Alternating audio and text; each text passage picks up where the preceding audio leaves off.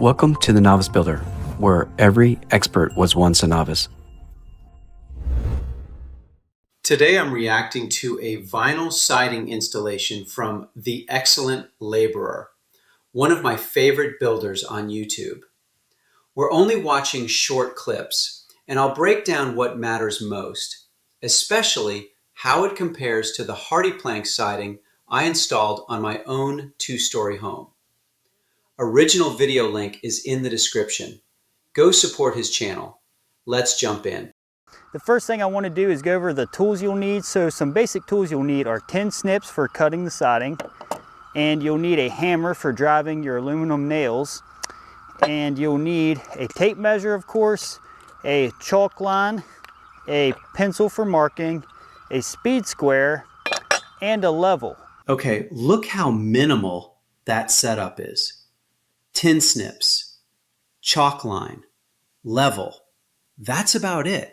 Vinyl siding doesn't need heavy-duty saws or protective gear because it's lightweight and doesn't kick up silica dust like Hardie cement board does. Hardie, on the other hand, requires a circular saw, ear protection, and usually more than one person to handle the heavy board safely. The material is tougher and heavier, so installation takes more planning and coordination. Vinyl is lighter and easier to handle alone, but Hardie provides a sturdier, long-lasting material that can handle harsher conditions. It's just a different approach and requires more effort. And I will be using 2x10s for walkboards. The very first step to installing your vinyl siding is you need to install the corners of the wall you're going to be doing. This step right here determines the quality of the entire job. That little chalk line is how he keeps the corner post perfectly straight from bottom to top. Vinyl siding locks together, so if the first channel is crooked, every single row after that will follow the mistake all the way up the wall. Hardie corners are solid trim boards, so you get a little forgiveness, but vinyl needs that precision because the siding floats inside these channels. Got our electrical outlets on, all that. Now it's time to actually get the siding started.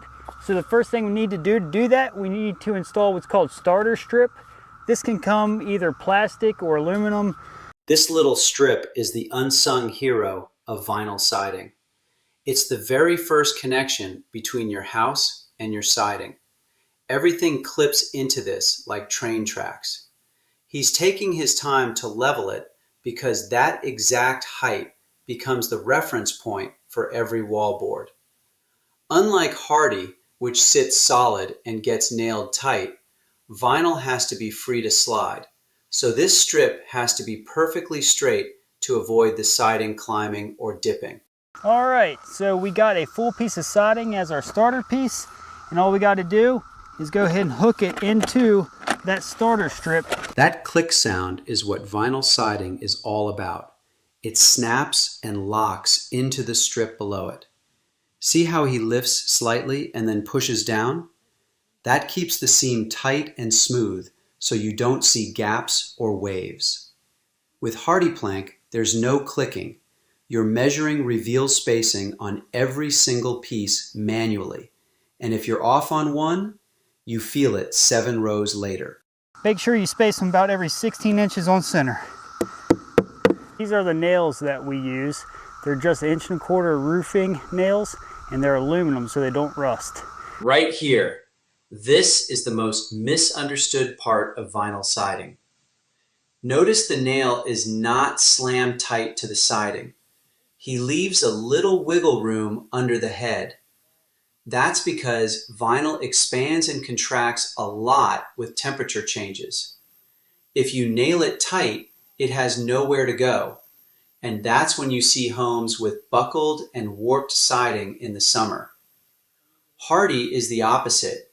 Those nails need to be flush so the boards don't sag. How to get this measurement the easy way. So once we get to the end of a run to where we got to make a cut, all we got to do, take your tape measure, butt it into the corner, measure right up to the piece of siding that we're meeting. And right now we got about 9.5.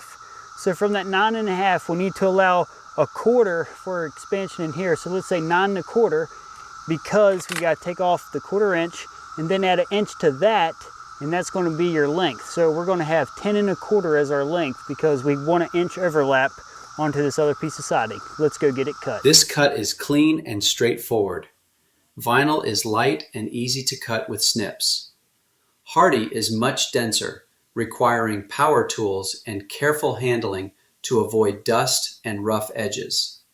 The difference isn't about which is better, it's about the type of effort required for each material.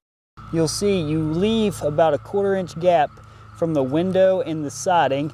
So when it's slid back in there, you need to leave a little bit of a gap. So the same process, you leave a 1/4 inch gap around it, but with this E-block, it has its own trim. All you gotta do is slide that back over it and lock it into place. And that's gonna give you a nice clean finish and a nice trim to end your E-block installation. The trim around this outlet gives a clean finish. Vinyl hides cuts and fits into pre-made trim pieces, while Hardie requires careful cutting and flashing around openings. Vinyl is modular and faster in this sense. Hardie takes more time, but offers a rigid, durable finish. Different approach, different requirements. So here's the quick breakdown. Vinyl siding is lightweight, flexible, and easier to handle solo. It uses a floating system, clicks together, and is generally faster to install. Hardie plank, on the other hand, is rigid and heavier, usually requiring more people, careful nailing, and precise cuts. It's tougher and built for long-term durability, but it takes more planning, tools, and effort. Both materials work. It just depends on your project, your team, and how much time you're willing to put in. Now I want to hear from you. If you were siding your own home, which would you pick? Vinyl for ease or Hardie for long-term strength? Drop your choice in the comments below. I also have a full Hardie plank installation tutorial linked in the description below. Thanks for watching, and don't forget to subscribe. Make sure to hit the subscribe button and ring the notification bell so you never miss out my upcoming project and videos.